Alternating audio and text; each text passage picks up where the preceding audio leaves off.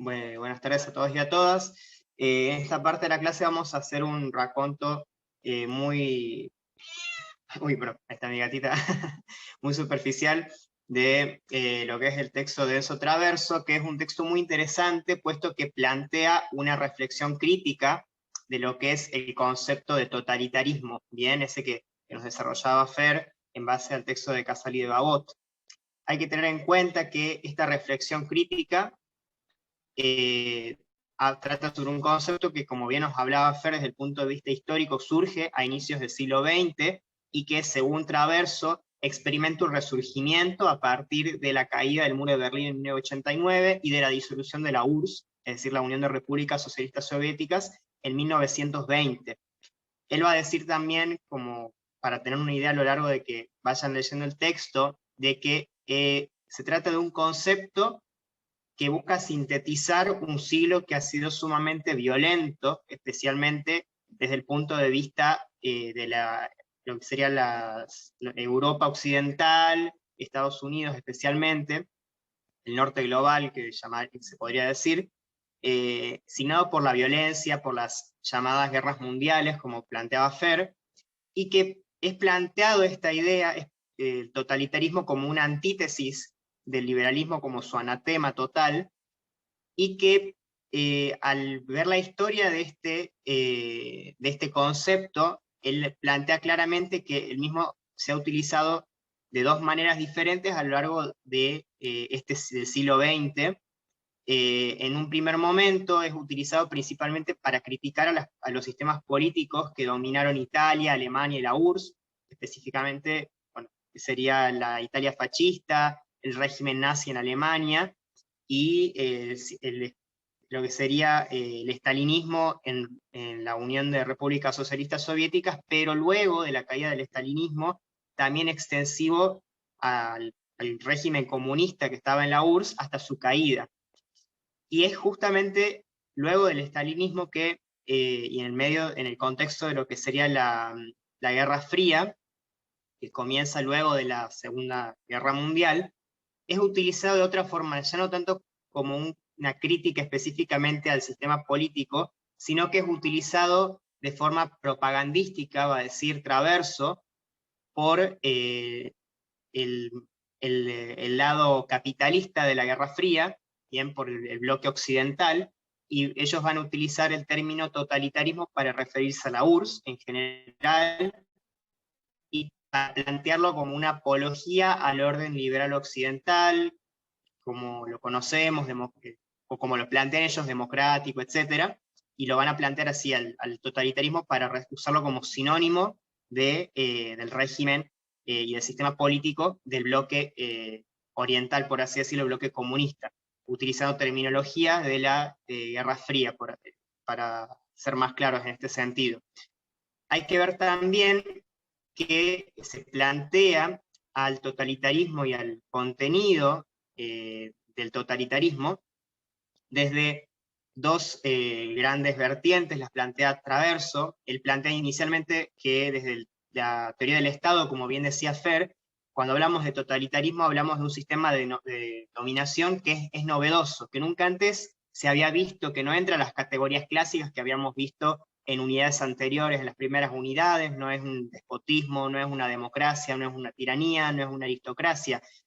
Y va a decir una pensadora política muy relevante, que es Hannah Arendt, citada ahí en el texto de Traverso, que se trata de un régimen político que aspira a remodelar globalmente, es decir, en todos los aspectos, a la sociedad a través de la violencia, sustentándose en una fusión nunca antes vista en la historia humana de ideología y de terror.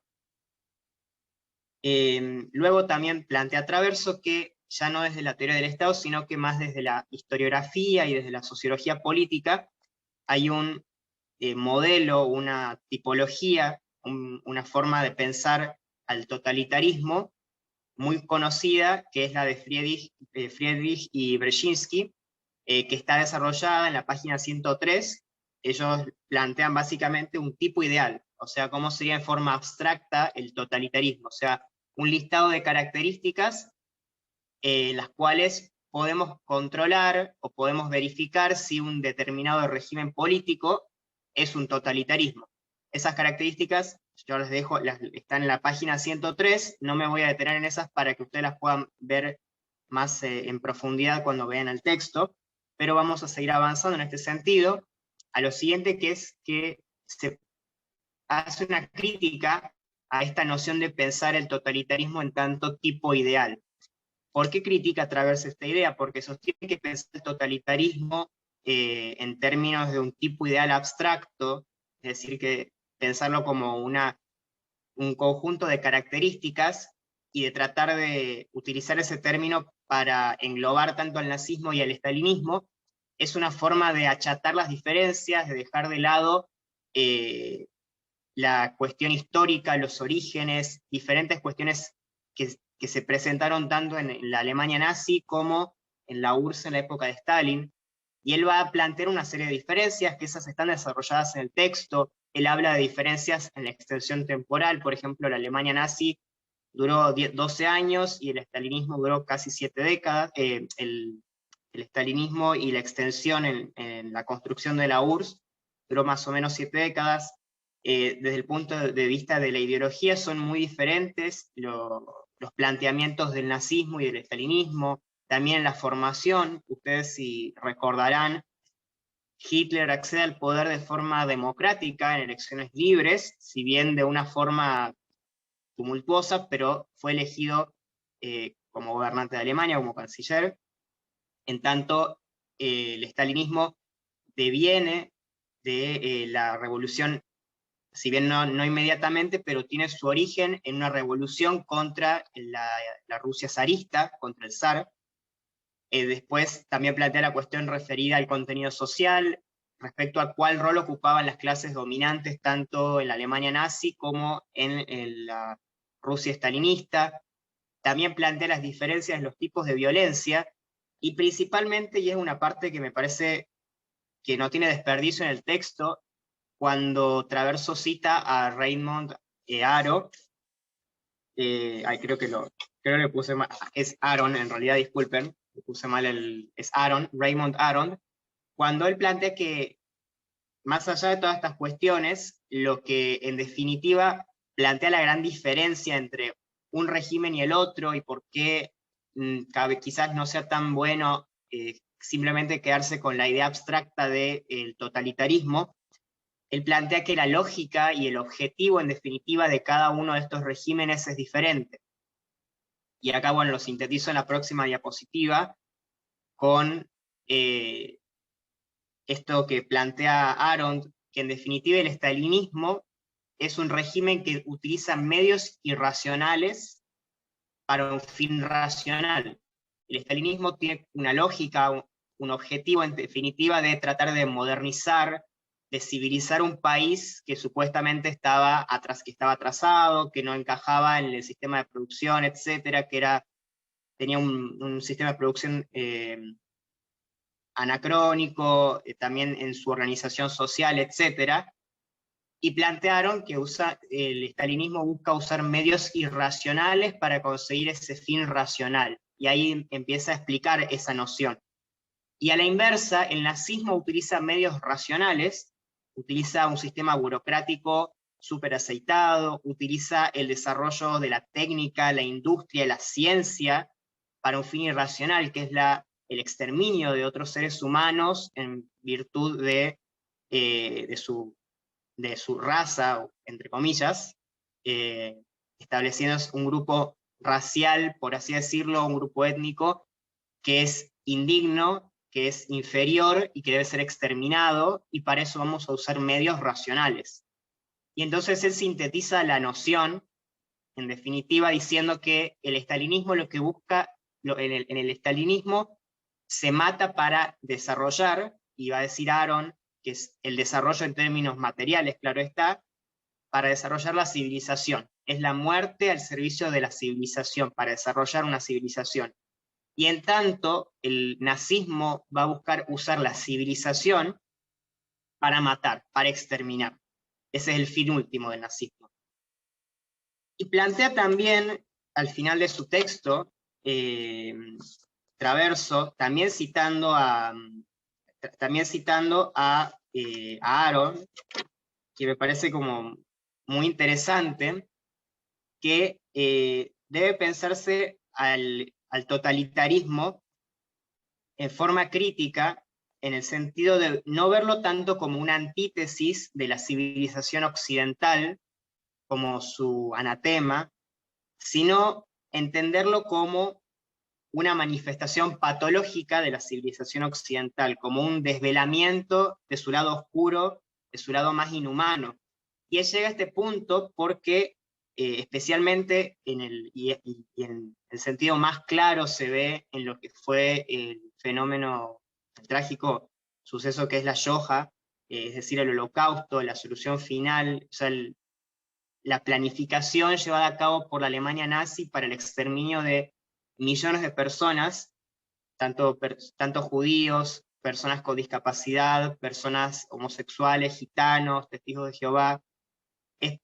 En la Shoah, él plantea, se pusieron al servicio de la muerte los grandes avances o las grandes virtudes de la civilización occidental. El desarrollo y el perfeccionamiento de la ciencia, de la industria, la racionalidad, la estandarización, todo puesto al servicio del mal, básicamente. Incluso él cita en ese sentido a Hannah Arendt, al servicio del mal, y que lleva a la banalidad del mal en este sentido. Hacerlo algo que pueden cometer cualquier tipo de personas, a los agentes estatales específicamente, pero insertos en una estructura completamente total dentro del Estado. Y en esto sí quiero leer esa parte del texto porque me parece que no tiene desperdicio. Dice, en efecto, la solución final implicaba el monopolio central de la violencia por parte del Estado, la racionalidad productiva y administrativa, el sistema de campos de concentración, el autocontrol de las pulsiones de las personas, puesto que se llevaba a cabo una violencia fría y planificada, y la desresponsabilización ética de los agentes sociales, es decir, la banalidad del mal. Y en este sentido también va a plantear al final de su texto Traverso que él no está tan a favor de utilizar el totalitarismo, el término totalitarismo, para referirse en su conjunto al comunismo, como se buscó hacer, como se usó en forma propagandística en la Guerra Fría, el comunismo en su conjunto me refiero. Él plantea que lo contradictorio de hacer esta afirmación es que, en definitiva, el comunismo busca la extinción del Estado, pero en el seno, para los efectos de que se crea una comunidad humana emancipada del Estado, libre, etc. Y eso no es lo que busca el totalitarismo. Él plantea que el totalitarismo lo que busca es una comunidad orgánica, monolítica, que sofoque las libertades y las individualidades. Entonces, en ese sentido, no se conjuga con la idea, al menos inicial, que tuvo el comunismo desde una concepción netamente marxista, o sea, en sus inicios al menos. Pero bueno, eso como pantallazo como claves de lectura para que puedan analizar el texto de Traverso, que como les digo, no tiene desperdicio, es muy bueno para abordar el tema del totalitarismo luego de haber leído los textos anteriores y tener una visión crítica. Bueno, solo eso, Fer. Excelente, Emi. Bien, ya dejo de compartir pantalla. Genial.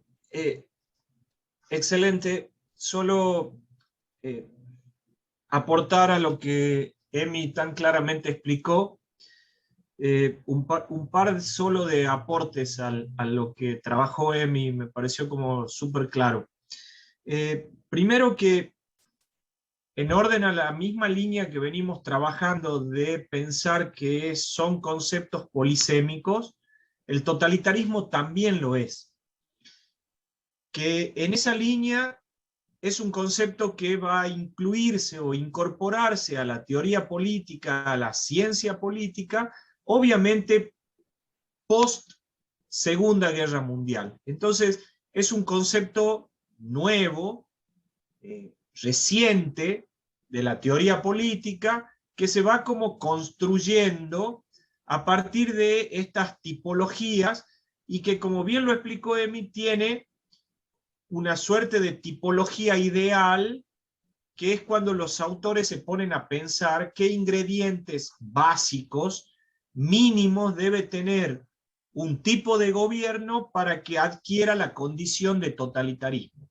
Entonces, este concepto polisémico reciente, que va a nacer a partir del análisis de básicamente dos fenómenos históricos. Por un lado, la finalización del comunismo, es decir, este proceso de 7 décadas que les contó Emi va a terminar en 1989 con la caída del muro de Berlín. Ese es como el momento emblemático de una suerte de finalización del mundo comunista, y va a tener además un profundo análisis a partir de lo que también Emi le explicó, que denominó la Shoah, que, digamos, en una traducción como lo tienen ustedes en el libro, habla de la Shoah, así, para que lo identifiquen en el libro.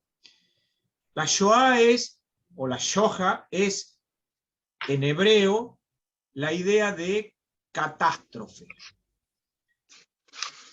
Y se denomina, tiene tal particularidad la catástrofe que sufren los judíos en manos de los nazis, que adquiere la categoría histórica de la catástrofe. Por eso también se denomina el Holocausto. Tiene tipología propia. Holocausto proviene del griego, que significa quemarlo todo. Digo, lo que para los hebreos era una catástrofe, para nuestra traducción griega es quemar todo. El Holocausto generó una política pública muy interesante de analizar, de revisionismo histórico en el propio pueblo alemán, entre los propios historiadores alemanes, que es de donde empieza a nacer esta reconstrucción de una idea que adquiere características propias en este concepto de totalitarismo. Totalitarismo que, para gran parte de los autores, estaría reducido como fenómeno histórico a solo dos fenómenos históricos muy del siglo XX. O la Alemania nacionalsocialista de Hitler, o particularmente el estalinismo en el proceso ruso. Y ojo con esto, el proceso ruso tuvo 7 décadas, pero el estalinismo tuvo una duración mucho más acotada. Entonces, para buena parte de los cientistas políticos, hablar en propiedad de totalitarismo implica, por un lado, un fenómeno del siglo XX, sin duda alguna. No hubo totalitarismos antes en la historia, quizá hubo autoritarismos, y ahí empezamos a encontrar miles de ejemplos históricos, dictaduras, miles de dictaduras. Piensen que los romanos tenían establecido constitucionalmente la dictadura como un momento histórico excepcional, donde por vía de excepción se concentraban las facultades o las potestas constitucionales en manos de la persona que ejercía la autoridad. Era una suerte de, le llamemos, asunción dictatorial. Por eso la dictadura es un fenómeno que sí tiene antecedentes en la historia. Vuelvo, y esto su cabeza los debería llevar a Marx y su idea de dictadura de proletariado. ¿Qué es la dictadura? Esa etapa previa, intermedia a la extinción del Estado, y hago con esto una vuelta al texto de Marx. Pero lo cierto es que cuando se habla de totalitarismo, se habla de un fenómeno claramente del siglo XX, no hubo antes, que tiene en la Shoah, digamos, y en la finalización del comunismo, básicamente el inicio de su devenir como ciencia, como construcción política, y que tiene esencialmente concentrado en dos fenómenos históricos: nazismo alemán, estalinismo ruso. No entra el fascismo italiano parecería que queda en la categoría de autoritarismo, porque no se dan en estos tipos ideales estas cuatro características que se las dejó a propósito Emi para que la lean, porque la vamos a preguntar. Si les toca esta unidad, sepan que vamos a preguntar esas características que componen, según Friedrich y Brzezinski, lo que hace a una definición de un tipo ideal de totalitarismo, y que ustedes lo tienen en el texto de Traverso, y que también luego en este texto de Rivas Nieto y Rodríguez Fernández también lo tienen. Un solo par de aportes más, solo contarte a mí que Aron es francés, por ende, digamos, es más Aron, así, es un sociólogo francés tremendamente importante en el análisis del totalitarismo, y creo que de él se extrae esta idea que luego Arendt va a trabajar fuertemente, que es la idea de ideología y terror como componentes de esta construcción política.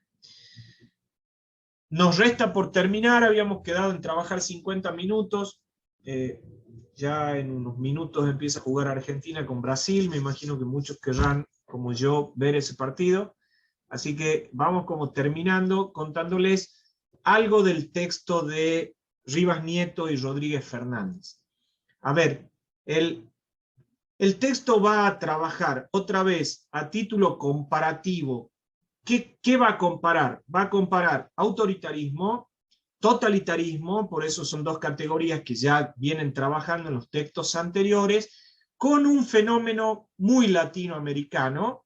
Así se para el texto, diciendo que lo que pasó en Latinoamérica desde la década del 60 en adelante, 1960 en adelante, otra vez siglo XX en adelante, lo que pasó en América Latina en muchos países en simultáneo en América Latina, lamentablemente, el texto menciona Honduras, Dominicana, Colombia, Brasil, Chile, Uruguay, Argentina, que vivieron procesos de golpes de Estado y dictaduras militares.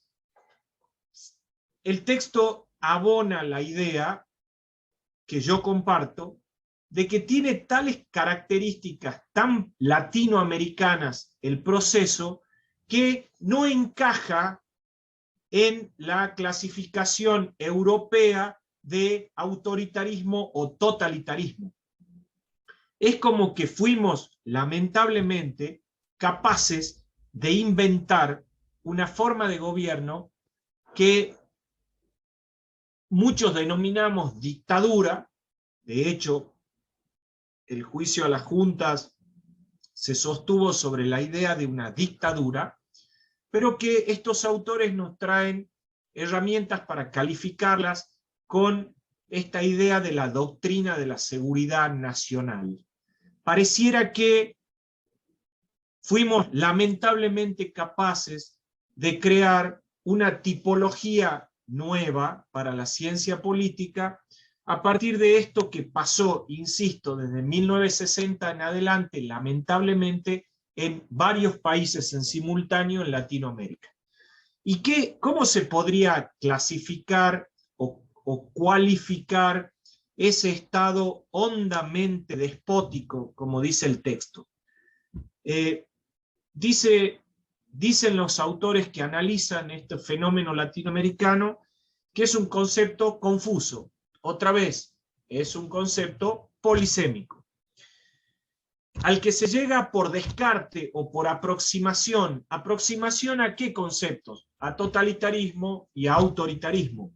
Entonces van a tener ahí, en la segunda parte de ese texto, un nuevo análisis comparativo ahora de dictaduras latinoamericanas, autoritarismo y totalitarismo. Por ende, la unidad va a circular necesariamente entre esos tres conceptos y tienen en serio, para ser dulce, de comparaciones. Si quieren toman una, pueden tomar otra, pueden ampliar con el otro texto. Digo, los tres tienen como el mismo diseño. Busco un concepto, entiendo que es polisémico, busco una comparación, trato de identificar acontecimientos históricos con esos momentos. Entonces, ¿qué caracterizaría esas dictaduras latinoamericanas propias de la doctrina de la seguridad nacional? Por un lado, dicen estos autores, la obsesión por el enemigo comunista. Y esto es real. Digo, todos los golpes de Estado en Latinoamérica se diseñaron para supuestamente contrarrestar el fantasma de la subversión marxista. Había una suerte de imaginario de que América Latina iba a sufrir como una suerte de virus de comunismo. Entonces todos se paran para hacer atrocidades desde ese lugar. Hay una obsesión por esa suerte de un fantasma enemigo comunista. Las fuerzas armadas se constituyen en partidos políticos, eliminan el sistema de partidos. Las fuerzas armadas básicamente asociadas a los grandes grupos terratenientes de los diferentes países se asocian para un nuevo orden, un orden que cumpla con los valores nacionales, instrumentando un procedimiento obviamente violatorios de derechos humanos a niveles inéditos, digo, a niveles, lo que pasó en nuestro país en la dictadura última militar tiene niveles inéditos de violencia, niveles inéditos, categorías inéditas de represión, muerte, figuras como el desaparecido o la desaparecida, algo de lo cual deberíamos permanentemente volver para que nunca más pase eso en nuestro país. Hay claramente una idea de un verticalismo y un elitismo político, y aparece la escuela de Chicago, así está puesto, y me pareció como un dato muy interesante del texto, aparece como la base económica de la construcción de deuda externa, transnacionalización, bajo el fantasma de una industrialización, adquirir deudas externas enormes que todavía no podemos terminar de pagar, y en fin, todo un fenómeno latinoamericano donde, insisto, y el texto termina con esto, lo categorizamos como un Estado autoritario burocrático, caracterizado por la apatía de los ciudadanos, por un criterio claramente transnacional en cuanto a su identidad, y un poder, y esto se los dejo para que lo piensen, un poder aséptico y ascético. Es decir, lo que tiene de asceta, lo tiene a su vez de asepsia en el poder. Se trata de ejercer un poder con la menor vitalidad posible, supuestamente ciudadanos apáticos, a los que no les interesa votar, ejercer la política, diseñar políticas públicas, mientras más los valores que se protegen tienen que ver con el humanismo, la democracia, la cristiandad. Bajo esos valores, la idiosincrasia nacional, bajo esos valores, las Fuerzas Armadas rompieron los diseños constitucionales. Obviamente se deja sin efecto la Constitución, se rompe la división de poderes, hay un jefe único. En este caso, la particularidad de Latinoamérica es que no había un jefe caudillo, dice el texto, sino que las Fuerzas Armadas adquirían la condición de jefatura. En fin, aparece ahí una descripción a mi criterio, muy lograda, muy clara, de lo que era lo que podemos denominar un fenómeno latinoamericano de autoritarismo burocrático. No llega a ser totalitarismo, el texto le explica por qué. No llega a ser un autoritarismo a la europea, el texto le explica por qué, sino que adquiere condiciones propias, y así la estudiamos, de un autoritarismo burocrático latinoamericano. Entonces, ustedes tienen, a título de cierre, dejamos abierto un espacio para preguntas, lo pueden hacer por el chat, o si alguien quiere preguntar, dejamos habilitado unos minutos más. Tienen 3 textos, los 3 textos trabajan el adversario por la derecha del Estado constitucional, social y democrático de derecho. Hay una categorización de 3 tipologías de formas novedosas que son propias del siglo XX de formas de Estado, que se van a denominar autoritarismo, totalitarismo con su particularidad, autoritarismos burocráticos latinoamericanos denominados doctrina de seguridad nacional con su particularidad. El ejercicio de los textos tiene que ver con, bajo la idea de que son polisémicos, de que se construyen buscando etimologías diferentes y que tienen un momento histórico propio.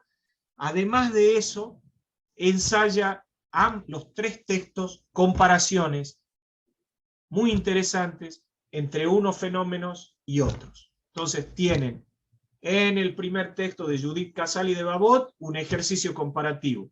En el texto de Enzo Traverso, otro ejercicio comparativo. En el texto de Rivas Nieto y Rodríguez Fernández, otro ejercicio comparativo. Todos para, insisto, analizar uno de los adversarios, el de la derecha, del Estado constitucional, social, democrático, de derecho, que es el Estado que nosotros defendemos, de los cuales intentamos enseñarles con mucho más énfasis que estos, en orden a estos son estados como de excepción, adversarios, donde los derechos y las garantías constitucionales no aparecen, pero que hay que estudiarlos porque, y con esto cierro, como ya lo decía Adorno, como lo dice Erich Fromm, hay un rasgo de personalidad autoritaria en los ciudadanos que del cual no tiene tiempo ni límite, no hay un tiempo histórico y no se ha terminado, y es un rasgo y un síndrome que en cualquier momento puede resurgir. Tenemos, lamentablemente, todavía en la Argentina resabios, muchos de esa personalidad autoritaria en muchos de nuestros componentes ideológicos, y es algo que permanece, lamentablemente digo, como algo con mucha actualidad para repensar. Entonces, es un adversario potencialmente vigente y algo del cual deberíamos estudiar para descartar. En esa línea hay una línea muy fuerte de política de la memoria de la cual yo adhiero plenamente, que sostiene que es mejor recordar que nuestras generaciones más jóvenes, nuestros hijos, nuestros futuros hijos, conozcan lo que pasó en este país para que acontecimientos como los del domingo pasado, votar, elegir entre alternativas en un sistema de partidos, sea lo valioso que debe ser comprendido por todos los ciudadanos de este país, y un poco esa es la lucha y la militancia desde Teoría del Estado que hacemos, ¿no? Es decir, reconstruir y repensar el Estado constitucional, social, convencional, democrático de derecho, como el Estado en el que merece vivirse, en el que debemos como reconstruir permanentemente, sabiendo que hay enemigos, y que, bueno, está bueno estudiarlos, saber por dónde vienen, por dónde pueden venir, y que hay algunos rasgos de esa personalidad autoritaria que todavía andan dando vuelta, lamentablemente. Así que bueno, espero que hayan disfrutado esta clase. Gracias, Emi, excelente tu intervención, tu aporte, excelente. Dejamos abierto unos minutos si quieren alguna pregunta, y ya les está quedando un llamado a que estudien, porque creo que les queda una clase más y se enfrentan con sus parciales. Así que... Bien, muchas gracias, Fer, por la oportunidad también. Bueno, dejamos habilitado, si alguien quiere, puede habilitar su micrófono, si quiere realizar alguna consulta al profe o a mí, no hay problema, o bien ya por el chat pueden hacerlo también, y si no, ya damos por concluida la clase. Damos unos minutos, hasta las 25, ¿te parece, Fer? Si es que alguien quiere presentar alguna pregunta, y si no, ya concluimos. Está muy bien. Uh-huh.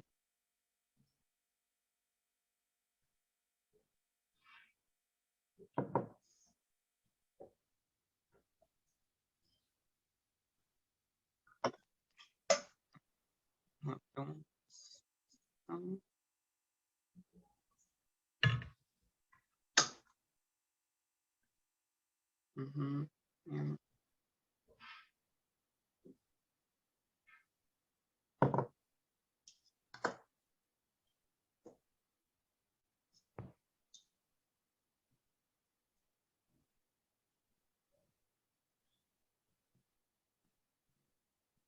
Hay una consulta respecto a la modalidad de examen, Fer, dice Marianela, respecto a la modalidad de examen, si va a ser en oral. Sí, ¿verdad? Uh-huh. El examen va a ser oral, el segundo parcial. Así que... Eso estuvo y está planificado sí. desde los Inicio. 15 años. Digo, sí. 15 años. No es pandémico esto, digamos. La Cátedra de Teoría del Estado tuvo y tiene sus exámenes orales de segundo parcial desde hace 15 años. Yo estoy a cargo de esta cátedra hace 14, 15 años. Bueno, desde esa época estamos con estos segundos parciales orales. Así que sí, la respuesta es sí para la estudiante que planteó que tenía esa duda, sí. Y así está planificado, así lo anunciamos desde siempre, así que no hay cambio con eso.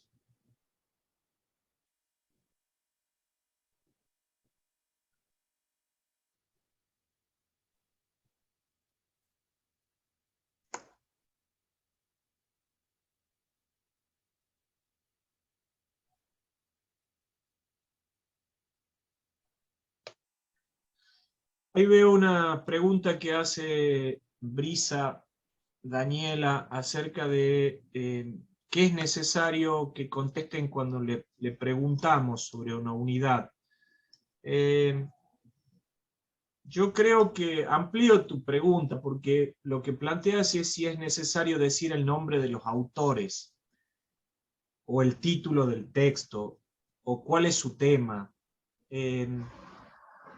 Yo creo que lo que uno espera, el desempeño esperado de un estudiante, es que estén ubicados tempoespacialmente en el fenómeno que están intentando explicar, y sobre esto hago un llamado a los que están aquí presentes, porque es un problema que tenemos, un problema de vieja data, no es de ustedes solamente, pero es de vieja data. Yo hago mucho énfasis, y acá Emi también lo hizo, de tratar de enfatizar que cuando estamos hablando de totalitarismo estamos hablando de un fenómeno del siglo XX. Digo, y que no sé, Maquiavelo es un pensador del siglo XVI, y mucho de lo que piensa Maquiavelo lo piensa porque vive el siglo XVI, y vive la Italia renacentista del siglo XVI. Y Hobbes es un pensador de la Inglaterra de su siglo, y Locke y Hitler es un producto del siglo XX. Entonces, a veces lo que sucede, no sucede, lamentablemente, es que cuando van a dar un examen y se le empieza a preguntar, le dice, bueno, pero a ver, no sé, usted está hablando de Locke. Locke es un pensador ¿de qué siglo? Y empieza el baile de los siglos. Empiezan a tirar empiezan a hacer volar la taba y empiezan a tirar. Desde el siglo, algunos ensayan desde el 12 para adelante, u otros hacen desde el 20 para atrás.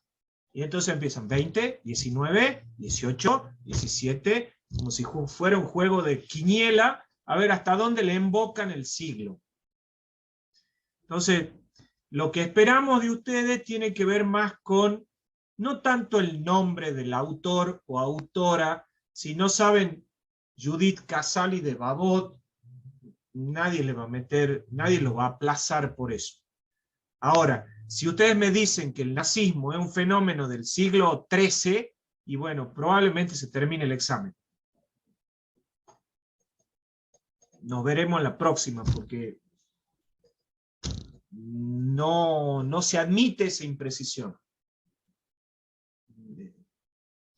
El liberalismo, un fenómeno de la Edad Media. Bueno, vamos nomás, sigamos. Vamos, no hay más nada que hablar. Nos vemos en la próxima, porque no hemos comprendido nada. No sé si se entiende. ¿Ok?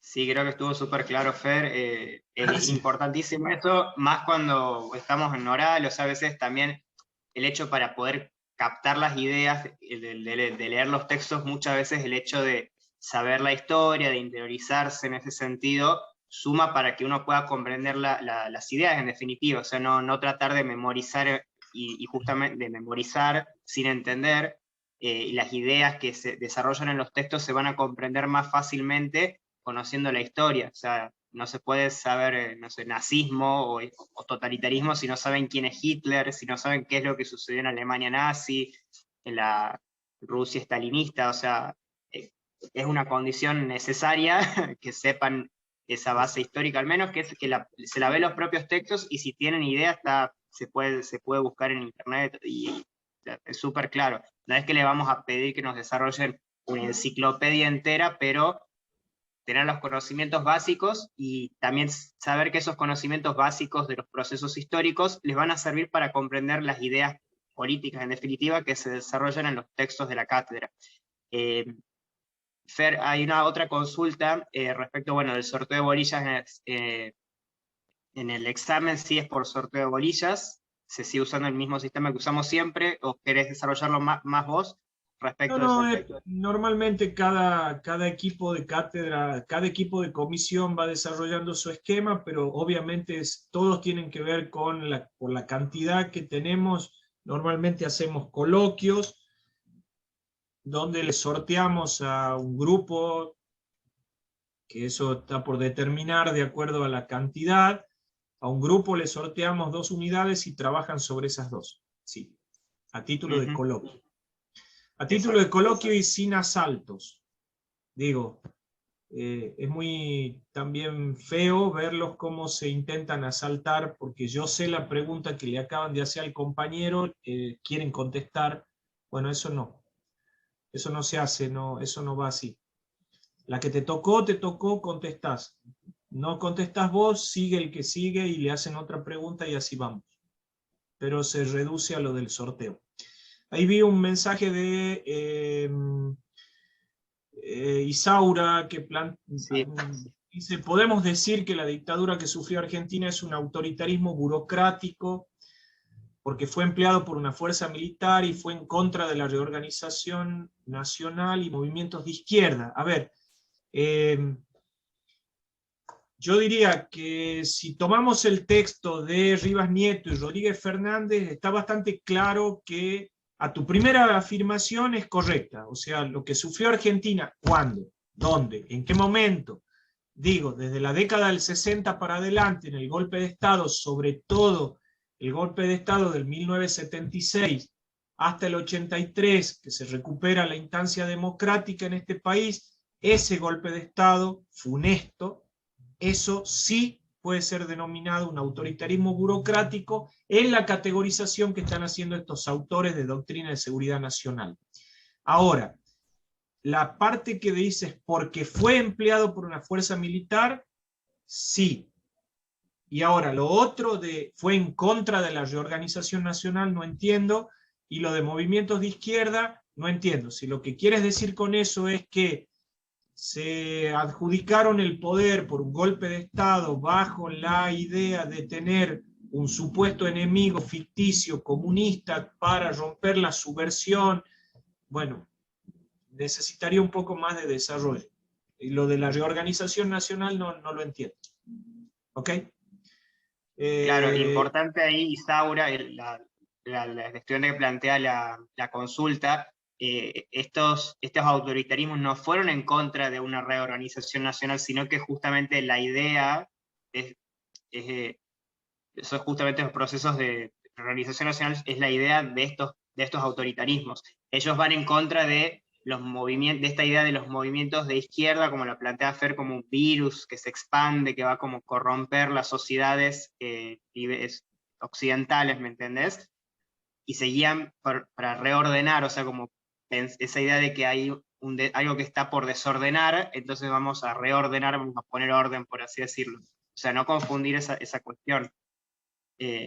Hay otra consulta, me parece. Sí, ahí me puso Isaura que sí entendió, así que está muy bien. Listo. Y la última que veo es que preguntan si el horario es el mismo de clases. No. Cada comisión en su aula tendrá el diseño de horarios. Piensen solo que estamos aproximadamente con un número bastante similar en cada comisión, y son aproximadamente 300 a 350 estudiantes por comisión en condiciones de rendir. Por ende, no hay forma de tomarles en un único horario o en los horarios de clase. Se les va a asignar, cada comisión organizará de acuerdo a las disponibilidades del equipo docente los horarios para rendir. Ahí les van a informar cada comisión en su aula. ¿Ok? Sí. No hay ninguna posibilidad de nada más que pregunten ya del examen. Así que les mando muchos cariños. Ya está por empezar a jugar Messi y compañía y me voy a ver el partido. Bueno, bien. Muchos saludos. Emi, un abrazo. Saludos. Un abrazo grande. Buenas noches.